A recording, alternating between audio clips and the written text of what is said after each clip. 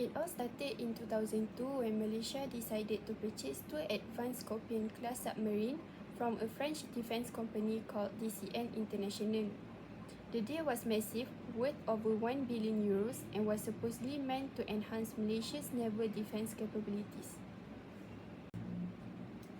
But the real intrigue begins when you look at the people involved. At the heart of the deal was Abdul Razak Baginda, a Malaysian defence consultant. Now, Razak Baginda was not part of the military, but he was a close associate of the then Defence Minister Najib Razak, who later became Malaysia's Prime Minister. Baginda's role in the deal raised eyebrows because he played a key part in securing the contract, and questions soon arose about how he was getting paid. Here's the thing. 140 million euro, which is around 540 million ringgit, was paid to a Malaysian company called Perimeka, which was owned by Baginda's wife. The payment was officially for support and coordination services related to the submarine deal. But here's where it gets fishy. Perimeka was only set up in 2001, just a few months before the deal was signed. The company had no prior experience in defence projects, which made the payment look more like a bribe than legitimate compensation. That's not all. Additional payment followed, which was around 30 million euro, which is 150 million ringgit, went directly to Baginda himself, and there were reports of another 2.5 million euro, which was going to an unnamed recipient. These payments were allegedly used to bribe Malaysian officials, including Najib, to secure the deal. French authorities later launched investigation into DCN International for corruption, revealing how the funds were funded through complex intermediaries to obscure their true purpose. The corruption might have remained hidden if not for the murder of the translator in 2006. A Mongolian woman named Al-Tantuya Sharibu was brutally murdered in Malaysia. She was said to have been involved in the submarine deal, acting as a translator and possibly having knowledge of the alleged kickback. Al-Tantuya's murder raised more questions than answers. She had reportedly demanded a share of the commission and threatened to expose what she knew. For my part, I will discuss about the offence committed. Al-Tantuya Sharibu, a Mongolian national, was murdered in October 2006 in one of Malaysia's most high-profile and controversial cases. The crime involved abduction, execution-style killing, and the use of military-grade explosive to destroy her remains. The murder took place in a forested area in Puncak Alam, Selangor, Malaysia, and was carried out by individuals with connections to Malaysia's elite law enforcement unit and political figures. The perpetrators involved is Azila Hadri and Cyril Azhar Umar. Both Azila and Cyril were officers from Malaysian Action Unit Tindakan Khas, an elite branch of the police force tasked with protecting high-ranking officials. They were convicted of carrying out the murder, including the abduction, execution, and subsequent destruction of Al-Tantuya's body. Their access to specialized resources, including C4 explosive, highlighted their capacity to commit such a sophisticated and brutal crime. The second perpetrator is Abdul Razak Baginda, a political analyst and close confidant of Najib Razak, who was Malaysia's defence minister at the time of the murder. Abdul Razak was romantically involved with Al-Tantuya and had been assisting with the controversial Scorpene submarine deal as a consultant. Al-Tantuya was reportedly demanding money from Abdul Razak, claiming he had promised financial compensation. He was charged with abetting the murder, as it was alleged that he sought assistance to eliminate Al-Tantuya. However, he was acquitted in 2008 due to insufficient evidence. The first one is abduction. Al-Tantuya was abducted on the night of October 19, 2006 near Abdul Razak Baginda's residence in Kuala Lumpur. Reports suggest that she was attempting to confront Abdul Razak, demanding financial compensation and threatening to expose sensitive information related to the Scorpene submarine deal. The witness reported seeing her being forcibly taken away by two individuals later identified as Azila and Cyril. The second one is execution. After being abducted, Altantuya was taken to a remote forested area in Puncak Alam, Selangor. At this location, she was killed execution style by being shot in the head with a firearm. The calculated and deliberate nature of the killing indicates premeditation. The third one is destruction of the evidence. Following the murder, the perpetrators used C4 explosive, a highly destructive military-grade material, to obliterate Altantuya's body. The use of such explosive suggests that the perpetrators aimed to eliminate all traces of her remains, making it difficult for authorities to identify her or determine the cause of death.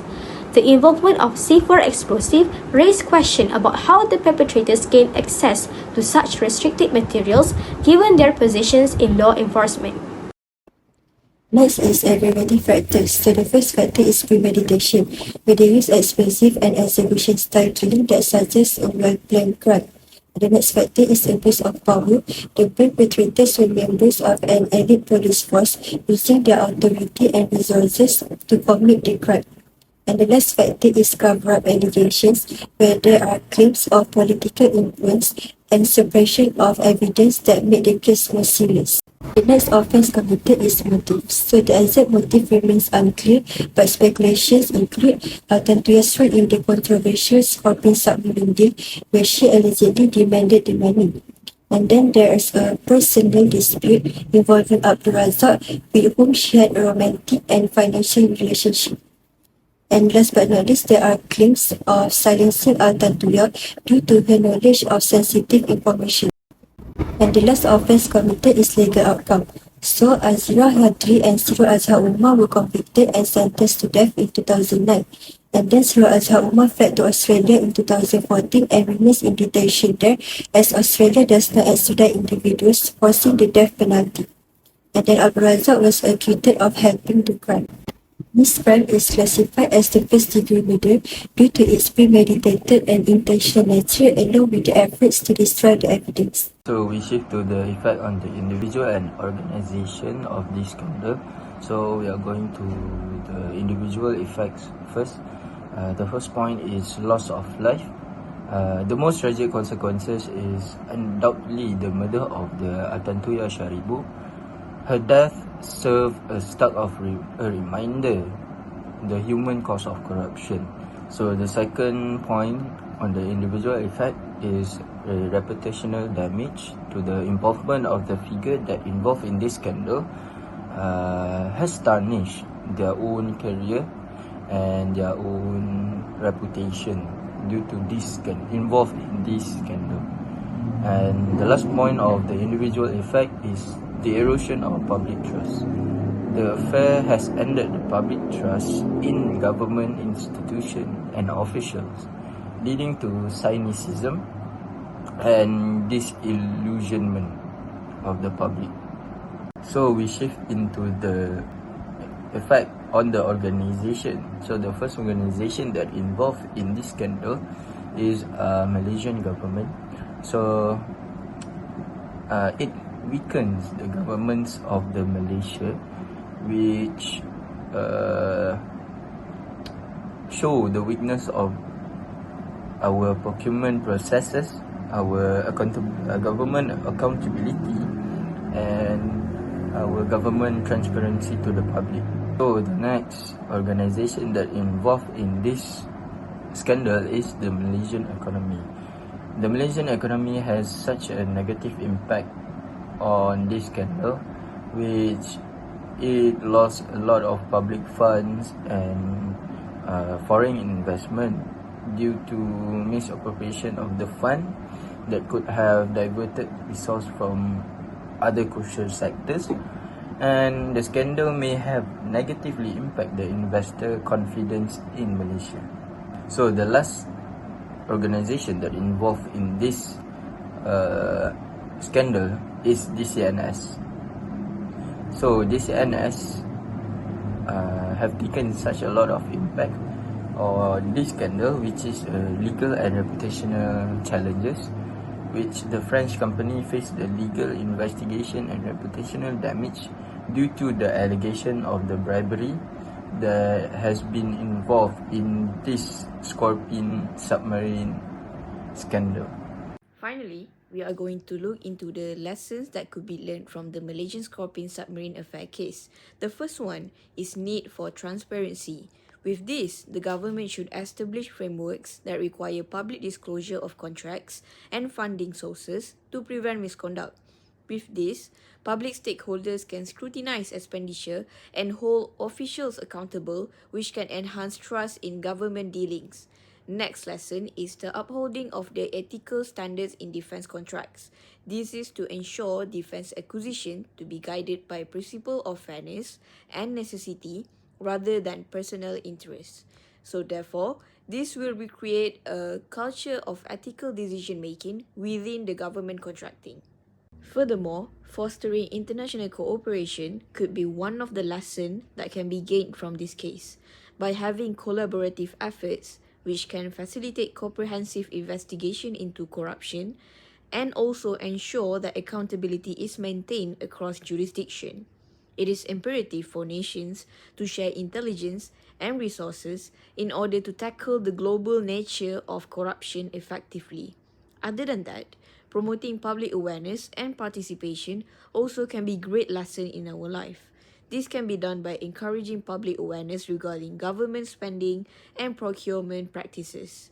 So when the public is aware of this, they can advocate for transparency and challenge potential misconduct, which ultimately can promote accountability. Another crucial lesson is the implementation of risk assessment and management. Risk management is important and should be developed to identify vulnerabilities in procurement processes, and measures can be implemented to mitigate this risk. Effective and proactive planning can help to position government to better handle challenges and avoid pitfalls that can lead to corruption. Last but not least is the strengthening the whistleblower protections could also be one of the most valuable lessons from this case. By encouraging individuals to report unethical behavior without fear of retaliation. Ultimately, this can lead to a culture in which ethical conduct is prioritized and wrongdoing is reported. In conclusion, the Malaysian Scorpene submarine affair is one of the main reminders of the complexities and vulnerabilities in our defense procurement.